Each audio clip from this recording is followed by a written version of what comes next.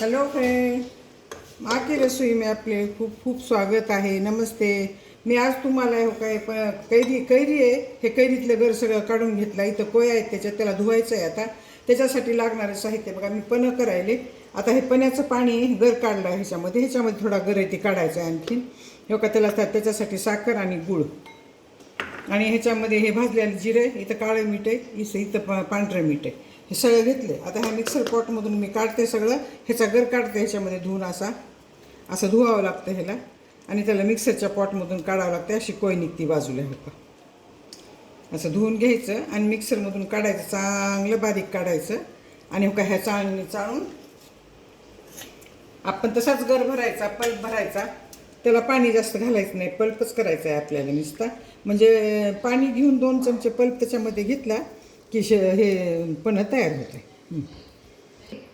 ह्या मिक्सरच्या पॉटमध्ये टाकून ह्याला मी मिक्सरमधून काढते चांगलं हे करून आणि त्याचा चाळून पल्प तयार करते. पल्प तयार केल्यानंतर त्याच्यामध्ये साखर, गूळ आणि हे सगळं मिक्स करायचं. आता हे बघा, असा हे पल्प चाळून घ्यायचा चांगला आणि ह्या पल्पमध्ये हे गूळ आणि साखर मिक्स करून हे मीठ हे मिक्स करायचं.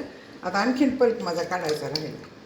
तुम्हाला पन्हं जर तयार करायचं असलं तर फ्रीजमध्ये मोठं भांडं ठेवायचं, डब्बा, आणि त्याच्यामध्ये पन्हं तयार करायचं. मग पाणी बिणी काही टाकायचं नाही, नुसतं ग्लासमध्ये ओतून प्यायचं. हे पल्पमध्ये 2 चमचे पल्प टाकायचं पाण्यामध्ये, ते प्यायचं. गार पाण्यामध्ये टाकून आपण आपलं पिऊन घ्यायचं. आता हे बघा, असा पल्प तयार केला. ह्याच्यापेक्षा सुद्धा जाड करून ठेवला तरी चालतंय. माझ्या हातानं पाणी जास्त झालं म्हणून थोडा पातळ झाला. इन्स्टंटपणा म्हणून म्हणायचं ह्याला. कोणी पाहुणे आले की घाईघाईने ते सगळं फक्त 2 ते 3 चमचे घ्यायचं. आपल्याला जसं चवीला लागेल तेवढं घ्यायचं आणि पन्हं तयार करायचं. आता ह्याच्यामध्ये काही गूळ टाकले, साखर टाकली, आता हे गूळ टाकायले. हे फक्त जिरे पावडर आहे भाजलेलं.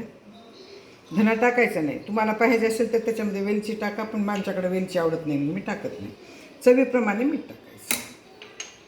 आता हे चांगलं हलवून असं आपण फ्रीजमध्ये ठेवायचं असतं तेव्हा का अशा पात्रामध्ये भरायचं. नाही तर तुम्हाला पाहिजे असेल तर काचेच्या पात्रामध्ये भरायचं.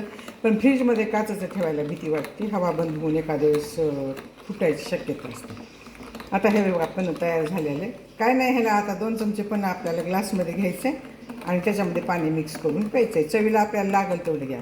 माझं जर इन्स्टंटपणा केलेला तुम्हाला आवडला असेल गूळ आणि साखरेपासून, तर सबस्क्राईब करा, लाईक करा, बेल आयकॉन क्लिक करून कमेंटमध्ये मला सांगा तुम्हाला माझं पन्हं कसं वाटलं. धन्यवाद.